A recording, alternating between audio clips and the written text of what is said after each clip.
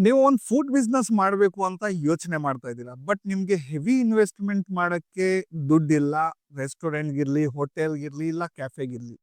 ಆ ಟೈಮಲ್ಲಿ ನೀವು ಕ್ಲೌಡ್ ಕಿಚನ್ ಮಾಡಬಹುದು. ಲೋ ಇನ್ವೆಸ್ಟ್ಮೆಂಟ್ ಜೊತೆಗೆ ಯಾವುದೇ ತರದ್ದು ಹೆವಿ ಇನ್ವೆಸ್ಟ್ಮೆಂಟ್ ಇಲ್ದೆ, ಯಾವುದೇ ತರದ್ದು ಹೆವಿ ಇಕ್ವಿಪ್ಮೆಂಟ್ಸ್ ಇಲ್ದೆ ನೀವು ಸ್ಟಾರ್ಟ್ ಮಾಡಬಹುದು. ನಿಮ್ಮ ಮನೆಯಿಂದಾನೇ, ನಿಮ್ಮ ಮನೆ ಕಿಚನ್ ಇಂದಾನೇ ನೀವು ಫುಡ್ ಬಿಸ್ನೆಸ್ ಸ್ಟಾರ್ಟ್ ಮಾಡಬಹುದು. ಅಂದ್ರೆ ಕ್ಲೌಡ್ ಕಿಚನ್ ಅಂದ್ರೆ ಏನು? ನೋಡಿ, ಕ್ಲೌಡ್ ಕಿಚನ್ ಅಂದ್ರೆ ನೀವು ನಿಮ್ಮ ಮನೆಯಿಂದಾನೇ, ಮನೆ ಕಿಚನ್ ಇಂದಾನೇ ಒಂದು ಫುಡ್ ಬಿಸ್ನೆಸ್ ಮಾಡಬಹುದು.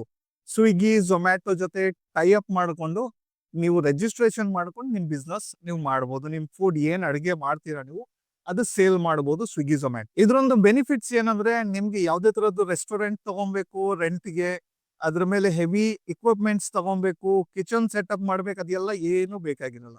ನಿಮ್ ಮನೆಯಲ್ಲೇ ಎಲ್ಲ ಇಕ್ವಿಪ್ಮೆಂಟ್ಸ್ ಇದೆ, ಅದರಿಂದಾನೇ ನೀವು ಬಿಸ್ನೆಸ್ ಮಾಡಬಹುದು. Food business. ಓಕೆ. ಯಾವುದೇ ತರದ್ದು ಸ್ಟಾಫ್ ಬೇಕಾಗಿಲ್ಲ, ಯಾವುದೇ ತರದ್ದು ಬೇರೆ ಅಡಿಷನಲ್ ಖರ್ಚು ಇಲ್ಲ. ಸೊ ಇವಾಗ ಒಂದು ಕ್ಲೌಡ್ ಕಿಚನ್ ಮಾಡಕ್ಕೆ ನಿಮ್ಗೆ ಏನೇನ್ ಬೇಕು? ಇಕ್ವಿಪ್ಮೆಂಟ್ಸ್ ಎಲ್ಲ ನಿಮ್ ಕಿಚನ್ ಅಲ್ಲೇ ಆಲ್ರೆಡಿ ಇರತ್ತೆ. ನೀವು ಇಡ್ಲಿ ಮಾಡ್ತಾ ಇದೀರಾ, ದೋಸೆ, ಏನಾದ್ರು ಬಿರಿಯಾನಿ ಮಾಡ್ತಾ ಇದೀರಾ, ಎಲ್ಲ ಇಕ್ವಿಪ್ಮೆಂಟ್ಸ್ ನಿಮ್ ಕಿಚನ್ ಅಲ್ಲೇ ಇದೆ, ನಿಮ್ಮ ಹತ್ರ ಮನೆಯಲ್ಲೇ. ಅದಕ್ಕೆ ಏನು ಯಾವುದೇ ಅಡಿಷನಲ್ ಖರ್ಚು ಮಾಡೋ ಅವಶ್ಯಕತೆ ಇಲ್ಲ. ನಿಮಗೆ ಒಂದು ಬೇಕಾಗಿದೆ, ಒಂದು ಫುಡ್ ಲೈಸೆನ್ಸ್ ಬೇಕು. ಫುಡ್ ಲೈಸೆನ್ಸ್ ಒಂದು ಜನರಲ್ ರಿಜಿಸ್ಟ್ರೇಷನ್ ಸರ್ಟಿಫಿಕೇಟ್ ತಗೊಬಹುದು ಫಸಾಯಿ ಡಿಪಾರ್ಟ್ಮೆಂಟ್ ಇಂದ. ಅಂದ್ರೆ ನೀವು ನಮ್ಮ ಹತ್ರನೂ ಬೇಕಾದ್ರೂ ಮಾಡಿಸ್ಬೋದು. ಇವಾಗ ಒಂದು ಇಂಡಿಪೆಂಡೆನ್ಸ್ ಮಂತ್ ಆಫರ್ ನಡೀತಾ ಇದೆ. ₹1000 ಜಾಗದಲ್ಲಿ ನಾವು ಇವಾಗ ₹600 ನಿಮ್ಗೆ ಜನರಲ್ ರಿಜಿಸ್ಟ್ರೇಷನ್ ಸರ್ಟಿಫಿಕೇಟ್ ಮಾಡ್ಕೊಡ್ತೀವಿ ಫುಡ್ ಡಿಪಾರ್ಟ್ಮೆಂಟ್.